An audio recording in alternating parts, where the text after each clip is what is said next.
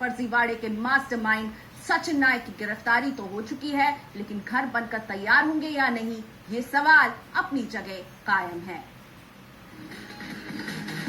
महंगी गाड़ियां, आईपीएल की रॉयल चैलेंजर्स बैंगलोर टीम में निवेश और एक हिंदी फिल्म का निर्माण। अपने महंगे शौक पूरा करने के लिए सचिन नायक ने फंसाया उन मिडिल क्लास लोगों को जिनकी आंखों में सपना था अपने ड्रीम होम का। हमने ये स्कीम देखी थी, वो 26 लाख में 2 BHK दे रहे थे, तो बहुत ही अच्छी स्कीम थी, तो हमने सोचा कि इसमें इन्वेस्ट करना चाहिए। देन हम लॉयर के पास गए, तो हमने डॉक्यूमेंट वगैरह भी चेक करवाया, तो सब कुछ सही था। और उन्होंने हमें 2-3 बिल्डिंग भी दिखाई थी जो कि फुली कंस्ट्रक्टेड भी थी, अच्छे से था सब कुछ, और हमें कोई प्रॉब्लम नहीं लगी, तो हमने उसमें इन्वेस्ट कर दिया। इस फर्जीवाड़े की शुरुआत हुई साल 2012 में, जब सचिन नायक ने 4 कंपनियों के सहारे बंगलुरु के लोगों को ठगने का प्लान बनाया। लोगों को शहर के जिन प्राइम लोकेशंस पर सस्ते घर देने का वादा किया गया, वहां सिर्फ बंजर जमीन दिख रही है। बहुत प्लानिंग्स थे हमारे कि हमें एक घर लेना है, कौन से एरिया में, बहुत सारी चीजें हमने सोची थी, लेकिन उसके बाद जब ये हुआ तो बिल्कुल ही हम लोगों के सपने ये कहीं टूट गए बिल्कुल। और अब इस हालत में आ गए हैं कि इतने साल की सेविंग हमने लगा दी है पूरी, लेकिन अब हमारे हाथ में ना फ्लैट है और ना हमें ये लोग पैसा वापस कर रहे हैं। मैं अभी 3 साल में रिटायर होने वाला हूँ। सोचा कि रिटायरमेंट के बाद मुझे अपना घर रह जाएगा, इसलिए पूरा सेविंग जो भी है प्रोविडेंट फंड में और बाकी सभी वो लगा दिया, और पर्सनल लोन्स ले लिया, तो पूरा लोन यहाँ भर दिया मैंने, ताकि मैं रिटायरमेंट होते ही अपना घर में रहूँ क्वार्टर छोड़ के। लोगों ने अपनी अपनी हैसियत के हिसाब से 1 लाख से लेकर 1.25 करोड़ रुपए तक चुकाए। इस तरीके से सचिन नायक ने करीब 1,500 करोड़ रुपए जुटा लिए। अनुमान है कि करीब 8,000 लोगों ने सचिन नायक के प्रोजेक्ट में पैसे लगाए हैं, लेकिन अफसोस की बात यह है कि इन लोगों को अब तक अपनी गाड़ी कमाई डूबती दिख रही है। जब हमारा चेक बाउंस हुआ था, तो हम यहाँ पे कैंसिलेशन डिपार्टमेंट में आए, तो कैंसिलेशन डिपार्टमेंट में एक लेडी थी, तो उसने हमें बोला कि वी आर सॉरी कि आपका चेक बाउंस हो गया है, तो उसने हमें उसी टाइम दूसरा चेक बना के दे दिया।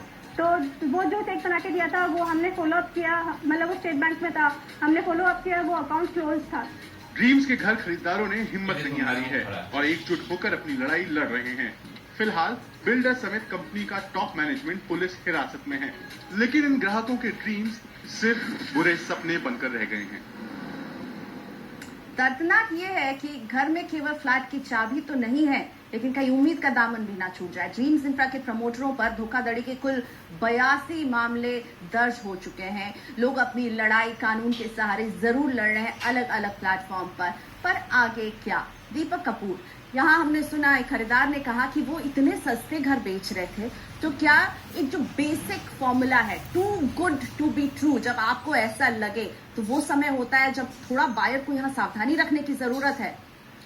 देखिए, बाहर तो अपनी तरफ से सारी सावधानी रखता है, वो तो पता नहीं कहाँ से अपनी जमा पूंजी निकाल के बड़े लोगों से बातचीत करके जितनी उसकी नॉलेज होती है उस नॉलेज से एक अच्छे सपने को साकार करने के लिए निवेश करता है। लेकिन जब उसको एंड रिजल्ट ऐसा नजर आता है तो उसको बहुत ही दुख होता है कि मैं गलत था, अपने फंस गया। यह बहुत ही दुखद घटना है जो हमारी इंडस्ट्री में कुछ डेवलपर्स ऐसे हैं जिसकी वजह से हमारी सारी इंडस्ट्री बदनाम है। तो आप मान रहे हैं कि आपकी इंडस्ट्री में ऐसा हो रहा है, लोगों के पैसे लेकर रातों रात अमीर बन जाते हैं, गायब हो जाते हैं, गिरफ्तार हो जाते हैं? हाँ, लेकिन उस अमीरी और गायब होने का फायदा क्या, जब वो गिरफ्तार ही हो जाते हैं और घर से भाग जाते हैं तो ये तो कोई लाइफ नहीं हुई। ये तो एक ऐसी लाइफ है जो कोई भी सपना नहीं बुनता कि मुझे घर से भागना पड़े या गायब होना पड़े, बिकॉज ये लाइफ का मीनिंग ही खत्म हो जाता है अगर आप घर से भाग गए कि लोगों के पैसे लेके भाग गए। अगर हमने किसी से पैसे लिए हैं तो उसको वैल्यू देना हमारा धर्म है, यही हम बिजनेस है और इसी बिजनेस में है, तो हमें उनको चाबी देनी चाहिए, उनके सपने साकार करने चाहिए। तो वैभव, घर कैसे मिले? मेरा ये एक ही सवाल है, क्योंकि मुझे इस सवाल का जवाब ठोस नहीं मिल रहा है। घर कैसे मिलेगा इनको जिनके पैसे लेकर के कोई अब जेल में बंद है?